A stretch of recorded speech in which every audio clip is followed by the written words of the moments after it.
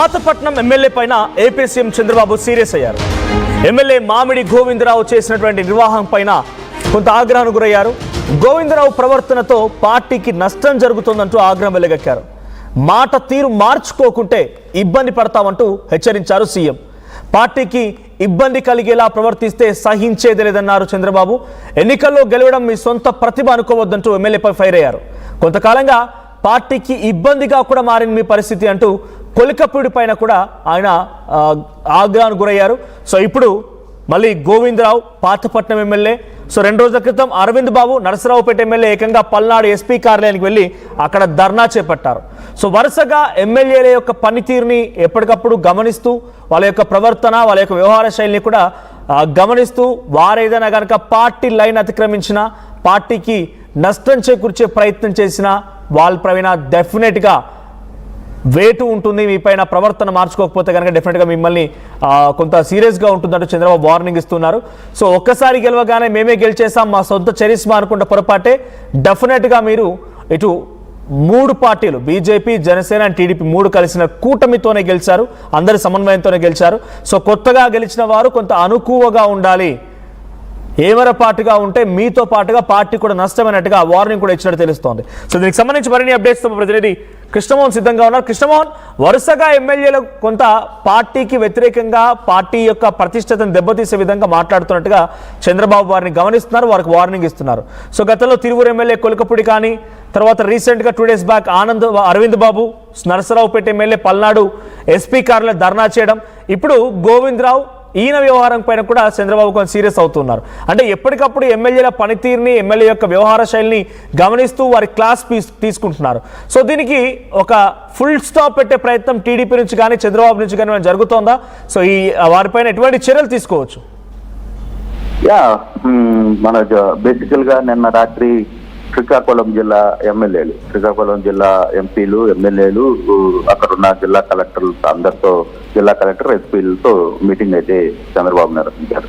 అంటే మీటింగ్ లో అక్కడికక్కడ ఒక్కొక్క ఎమ్మెల్యేని పిలవడం, ఆ ఎమ్మెల్యేకి సంబంధించిన వ్యవహారాలు మాట్లాడటం, వాళ్ళకున్న సమస్యల్ని స్థానికంగా ఉన్న కలెక్టర్ ఎస్పీలతో కూడా చర్చించడం, అక్కడే ఆ ఇష్యూని క్లోజ్ చేసే పద్ధతి. చాలా రోజులుగా ఆయన ఒక్కొక్క ఎంపీ అంటే శ్రీకాకుళం ఒక్కొక్క ఎంపీ నియోజకవర్గంలో ఉన్న వాళ్ళందరినీ పిలవడం, లేదు జిల్లా వేదికలుగా పిలవడం అట్లా చేస్తున్న పరిస్థితి.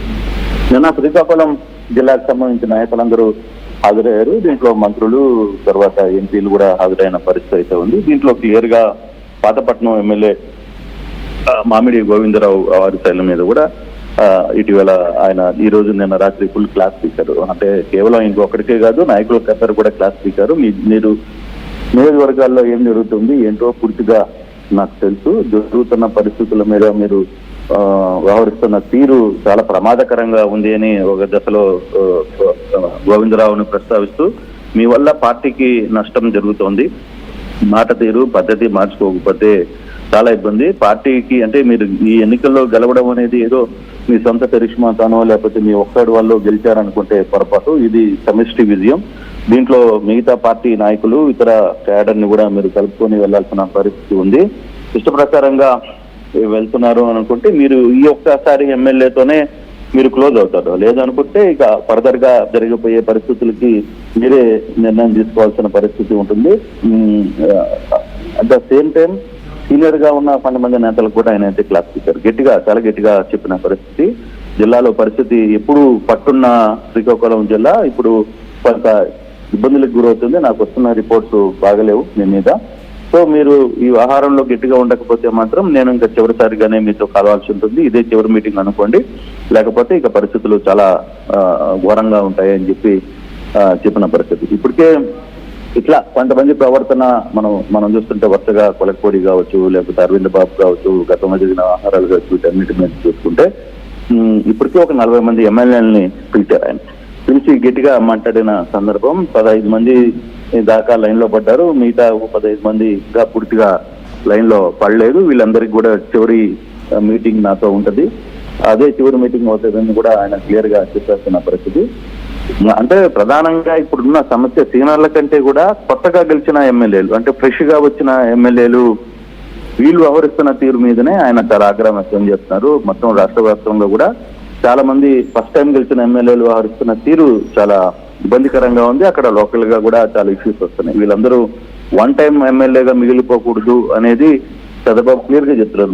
మీరు ఒకసారి ఎమ్మెల్యేగా మిగిలిపోతానంటే మీ కర్మ నేను చేయగలిగింది ఏం లేదు, ఆ ప్లేస్ లో వేరే వాళ్ళు వస్తారు. కాకపోతే మీరు మొదటిసారి గెలిచినప్పుడే మీరు ఇటువంటి వ్యవహారాలు చేస్తుంటే సీనియర్లను చూసి కొంత నేర్చుకోవాలి. పరిస్థితులు, అక్కడ ఉన్న వాతావరణం, మనం సింగిల్ గా కాదు కూటమితో గెలిచాం, మా అందరితో కలిసిమెలిసి ఉండాలి, స్థానిక ఇష్యూస్ ని రెచ్చగొట్టే ప్రయత్నాలు చేయకూడదని. ప్రధానంగా శ్రీకాకుళంలో ఏదైతే ఇసుక స్మగ్లింగ్ కావచ్చు, లేకపోతే మట్టి స్మగ్లింగ్ కావచ్చు, వీటి మీద విపరీతమైన ఆరోపణలు ఆ జిల్లా నాయకుల మీద, జిల్లా ఎమ్మెల్యేల మీద వస్తున్నాయి. ఎక్కడికక్కడ జిల్లా నాయకుల మధ్య గ్యాప్ రావడానికి కూడా కారణం ఈ ఇసుక అక్రమ రవాణా, తర్వాత జరుగుతున్న వ్యవహారాల మీద. సో దీని మీద సీరియస్ గా రియాక్ట్ అయిన పరిస్థితి కనబడుతుంది. చాలా ఫుల్ గా క్లాస్ ఇచ్చారు. పర్టికులర్ గా ఈ ఎమ్మెల్యే గోవిందరావుకి మాత్రం చాలా గట్టిగా క్లాస్ పడింది.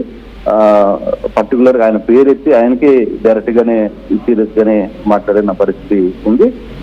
పద్ధతి మార్చుకోవాలని ఒక సీరియస్ అలిగేషన్ అయితే చెప్పారు. ఇంకొకటి రెండవది కూడా ఆయన నేను బిజీగా ఉన్నాను, నేనేం గమనించట్లేదు అనుకోవద్దు, నాకు వచ్చే రిపోర్ట్స్ నాకు వస్తున్నాయి, ఖచ్చితంగా మీరు వ్యవహరిస్తున్న తీరు చాలా ఇబ్బందికరమైన పరిస్థితిగా ఉంది అనేది చంద్రబాబు మాట్లాడిన పరిస్థితి.